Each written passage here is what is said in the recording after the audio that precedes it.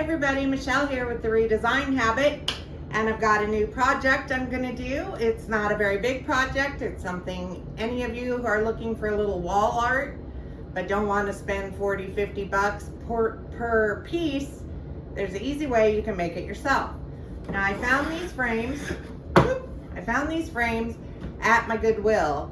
$8 a piece, and they are ugly, but they are in one piece. The glass is good, and the way they're inset will work really well for what I want to do.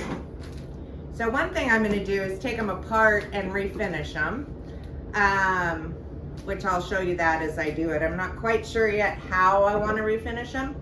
And then I bought these palm leaves, a big pack on Amazon. They were like $6.99 or something for 24 pieces, and I'm going to use these inside to make the actual art piece.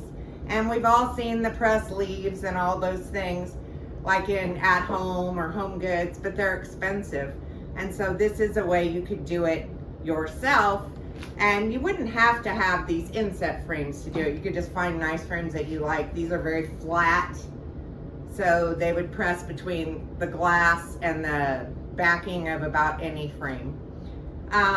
So that is the project. I haven't figured out how I want to do them yet, but I'll bring you along as I figure that out. Hey everybody, Michelle here with a quick update on my little frame project that I've got going on. I've taken them apart, and I want to talk a little bit about how they were put together and then kind of what my next steps are. So you can see here I took the backing off and the glass and the mat out, and it's got these little clips. They're hard to see, but I'm sure if you've had any picture frames, you've seen these little clips. They just bend up, and that's what's holding the backing in. Now, when I took the back off, there's of course a sheet of glass. Go with a sheet of glass, Michelle. And the backing is nice. It's solid. It's actually a piece of masonite. It's not a piece of cardboard, so it has more stability to it. And then of course the mat. This was in there, this little foam thing. I don't know that it looks like packing kind of. Anyway, so they're apart now. So I went ahead and started, let me set this down so I don't break glass. I'll be right back. Don't go anywhere. I'm still here. Okay, so once I got the backing out, then I started working on them. So I decided with these, I'm going to distress the heck out of them. And so to do that, the first steps are always sanding. So you can see if you compare one to the other. I've really roughed this up. I was doing it by hand. I was using 60 grit sandpaper, and I just sanded the heck out of it. So I'll go into the technique I'm going to use to actually distress it as I do that. But this is kind of the prep for it, using the very strong grit, because I want the wood exposed. I want the wood exposed so later when I sand down my distress finish, the real wood's coming through, and I'm not having to sand through this on top of what I put on it. So that's where I'm at right now, and when I start distressing, we'll come back and we'll talk more about that process. See you then. Hey everybody, Michelle here with a project update. So you can see here that I have given the first frame a coat of what I call distressed finish. I'm going to show you how I do that. First, I want to talk a second about what I'm using. So I've got this old can of stain. It's almost all gone. And rather than pay for a glaze, I'm using that mixed with my paint. If you've seen other videos, you've seen this process. I've done it on a couple of different items that I wanted to distress. I think I did a lamp and a vase. I've done some different things. Anyway, this is just leftover flat paint that I had. And I made it chalk paint because chalk paint works so great for applications like this. And the recipe again, this is the plaster of Paris that I use. And it's a half a cup of this, dissolved in a 1/2 cup of warm water. And then once you've done that, you add a 1.5 cups of paint. Now, you can, you know, fudge that up and down depending on how much you want to make. If you have you need a bigger amount, you know, just adjust. This is a little bit more than that. Anyway, so this is just one coat. Now, normally I will layer a lot and do things like that. I'm not so sure on this that I want to. I kind of like the way it looks, just, you know, sort of like driftwood. And so I may just do the one coat. But all I do really is I dip in the stain. And if you're using a can, if you're using stain from a good can, pour it into a separate container, because otherwise you're going to get paint in it and then you're going to mess it up to use it for future things. Let me move this over here and put this down here so you can see what I'm doing. Let me put this, I'm going to knock it off the table and then you're going to see a different side of me. All right, so I just start by brushing on stain. Now, I'm not being perfect in any of this because I don't want a perfect finish. So after I put some stain, I come back and I brush over it with the paint. And you can already see how they kind of mix together, and that stain acts like a glaze that automatically gives an antique look to whatever you're putting it on. And I just go around whatever piece I'm working on and continue that process until I get a look that's what I want. Sometimes you add a little more paint here or there. Sometimes you go back with a little more stain. It's a very forgiving process because it dries very quickly. And if it's too dark, you can come back later with just your paint and add some highlights to pull it up so it's not so brown, or if it's too white, you can come back with stain. And then the final process is always going to be, for me, sanding when I'm distressing, because I want to expose some of the wood underneath. But you can see there, just putting that on, and it's awkward as I'm trying to show you what I'm doing. It already starts to look kind of like driftwood. So that's really the process for this step. And I'm just going to continue doing that until this frame looks similar to that frame. They're not going to be identical. They shouldn't be identical. They should be identical adjacent. We know they're together as a set, but they don't look perfectly matched, and that's okay. So keep that in mind if you're doing a pair of something, a pair of lamps, a pair of vases, a pair of candlesticks. That's the other one I did that I distressed, was a pair of candlesticks. I knew there was something else. Anyway, I'm going to finish this up. Once these are dry, I'll come back and I'll show you how I choose to sand something like this. And then once everything is the way I want it and dried, we're going to put the things together with the leaves and hang them up.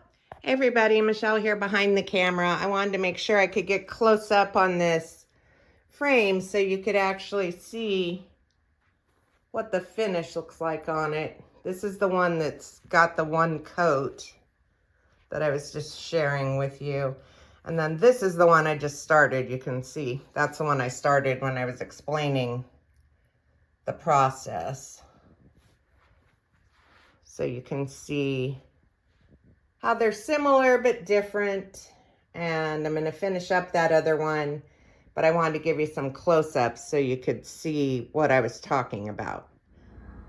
Hey everybody, Michelle here with a quick update on this project. And you can see I've got both frames done now. And I think I took some close-ups the other day so you could see where I had sanded the edges. We'll make sure we take some good photos of that. When I distress something, I always like to sand off the edges and the corners. It gives it a little bit more dimension and, you know, makes it look a little more worn. So just to contrast, you can see the original wood back here. That's what we started with, right? And now it looks like driftwood. Magic. Anyway, so the frames are pretty much done. Now I'm trying to figure out how to put it all together. And you can see here, I've got an array of greenery and a few little flowers and my mat. And those backboards over there, I decided to paint the back board that's gonna show behind the mat white. And it's really not a lot of it's gonna show, but it looked weird having it a color. I tried some different things, I didn't like it. So it only has to be the size of this cutout, which looks like it's an 8.5 by 11 size that's gonna actually show, but I just slapped a coat on the whole thing. Now, one thing I determined when I was trying to mess with putting these together is I'm not gonna use the glass. Originally, I was gonna use the glass and press it behind it, but it just flattens everything to the point where it looks really weird. So I'm gonna do it in an open frame. And when I go to put them together, I'll do another update, but I just wanted to touch base. I wanted you to see kind of the different floral. All this floral I got at the Dollar Tree, so everything was $1.25 a piece.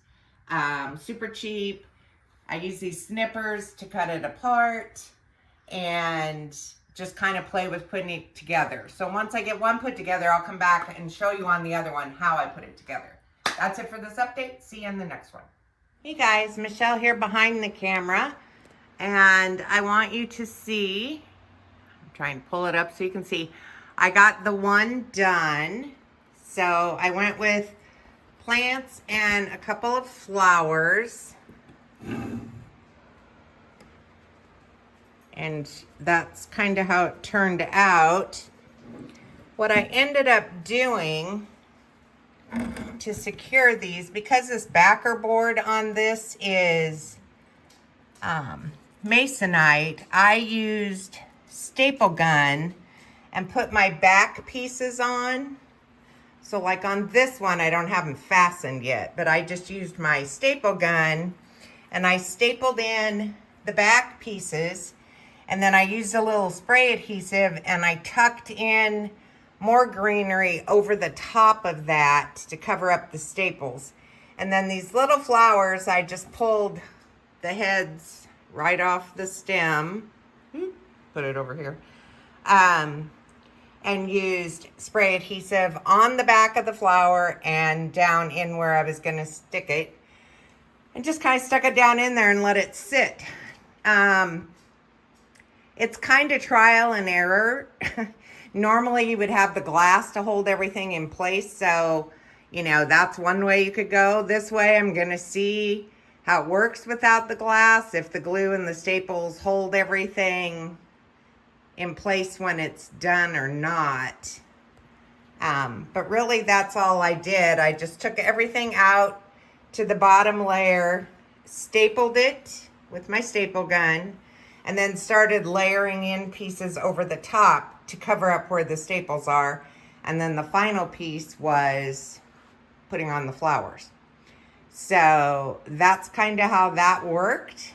Hey everybody, so here they are. I decided to put them on the mantle for now, partially because I want to see how they hold up rather than hang them on the wall somewhere and stuff starts falling off of them.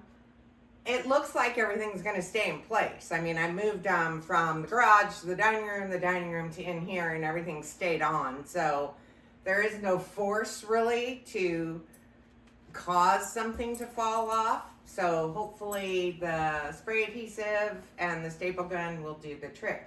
But I think they turned out really cute for a couple of frames that, you know, were just sitting there for $5 a piece, and it's kind of a fun little rustic touch.